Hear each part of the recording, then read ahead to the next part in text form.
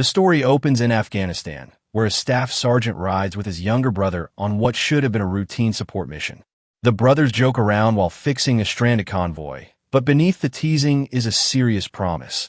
One day, they want to serve side by side as rangers on the front line. That dream dies in seconds when insurgents ambush the column.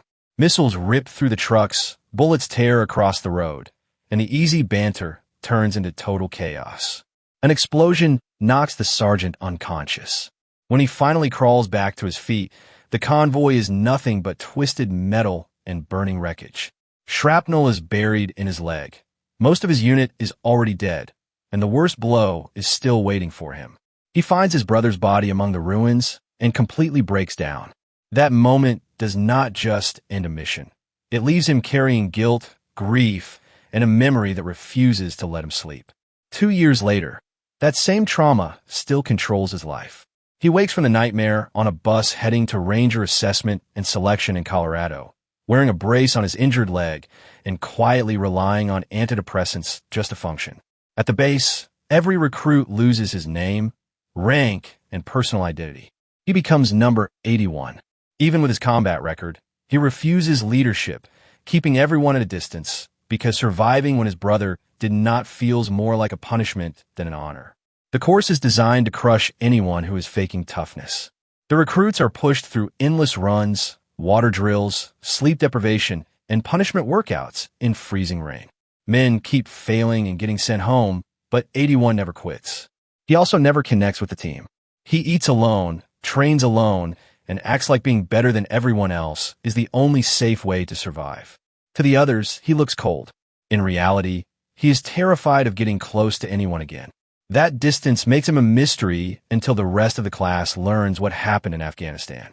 They hear that 81 carried his dead brother for miles and earned a silver star for it, which turns respect into silence.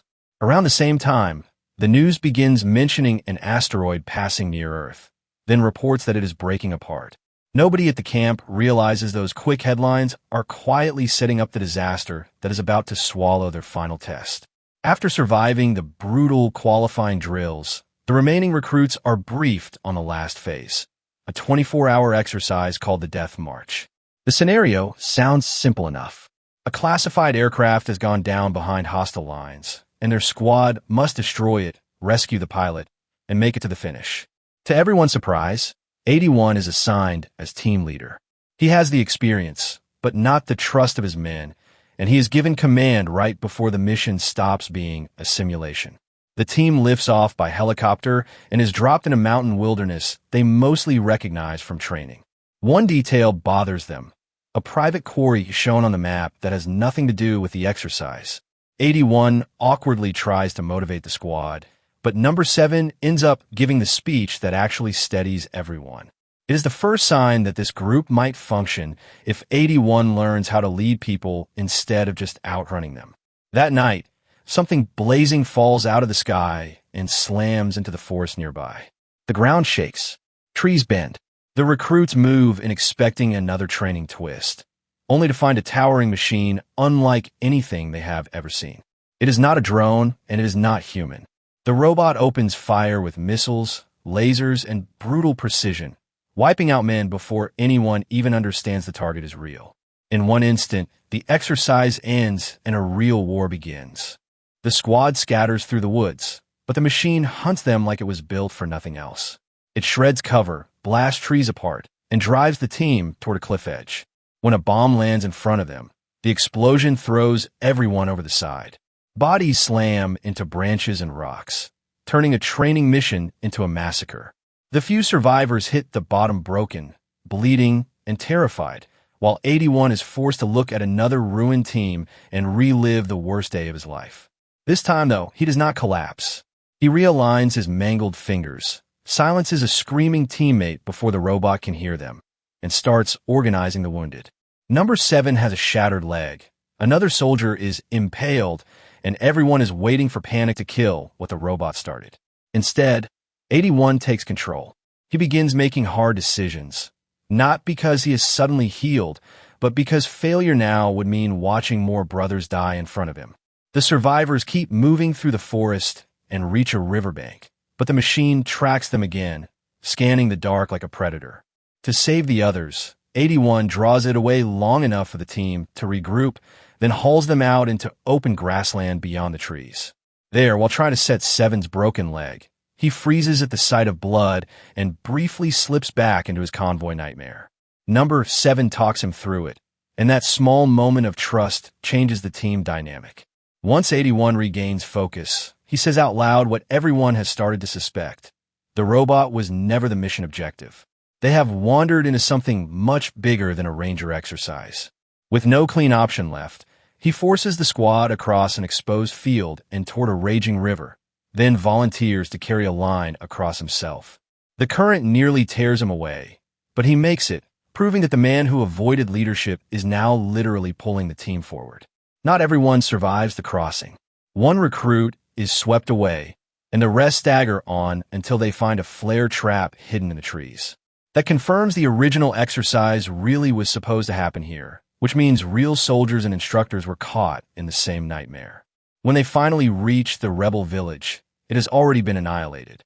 The radio tower is down, the buildings are shredded, and the only clue left is a dying sergeant beside wreckage linked to the same alien technology that fell from the broken asteroid. The pressure finally erupts inside the group. Number 15 accuses 81 of acting like he feels nothing, and 81 snaps back with the truth he's been burying ever since Afghanistan. He explains that he carried his brother's body home, but emotionally never made it back himself. That confession changes everything. The squad stops seeing him as a cold machine and starts seeing a wounded soldier who's been fighting himself the whole time. With that wall cracked open, they focus on the only practical option left, a disabled tank. While part of the team gets the vehicle running, 81 sends 44 to search for information and ammo. She returns with news broadcasts showing asteroid fragments hitting different parts of the planet and unleashing identical machines. So this is not a local crisis anymore. It is the first wave of a global invasion. The team also pieces together that their attacker relies on a venting system when it overheats, giving them the first real clue that the monster chasing them might actually be killable. They pile into the tank and try to outrun the robot, but the chase is savage. Laser blasts carve through the armor, explosives hammer the hull, and every dodge buys only a few more seconds. 109 loses an arm. 7 nearly slides away on the stretcher. The robot keeps coming until a collapsing slope buries it under dirt and rock. For a brief moment, the survivors think they finally caught a miracle. But 81 is the first to realize that machines do not stop unless you make absolutely certain they are dead. He goes looking and finds only wreckage and a live signal.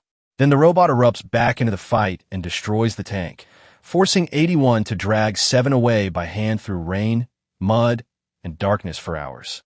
When his watch starts beeping, the official time limit for the death march is over. On paper, he has failed, but 7 reveals he once served with 81's brother and says the man never stopped talking about becoming a ranger with him. Instead of breaking 81, that memory finally steadies him. As the robot scans for them again, 81 notices smoke venting from its frame and remembers the private quarry from the mission briefing.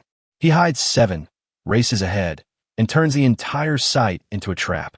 Dynamite is armed, a flare is loaded, and a bulldozer becomes his last weapon. When the robot follows the decoy into the quarry, 81 smashes it against the wall and unleashes a rock carrier above it, trying to bury the machine before its laser can cut him in half. The final fight is desperate and ugly. The robot fires thrusters, shoves back against the bulldozer, and nearly breaks free several times. But 81 keeps forcing it into the collapse zone until falling stone clogs its vents and cooks the machine from the inside. Even then, it triggers more explosives, turning the quarry into an inferno. 81 barely escapes before the whole place erupts behind him. He does not win because he is fearless.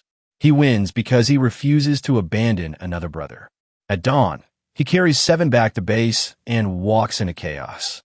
Alien wreckage is raining down from helicopters. Half the battalion is gone, and military forces around the world are scrambling to answer a full-scale invasion. 81 reports the robots venting weakness, and that intel is immediately shared everywhere, saving lives far beyond this battlefield. He is finally welcomed as a ranger, Not because he completed the exercise on time, but because he became the leader his brother always believed he could be.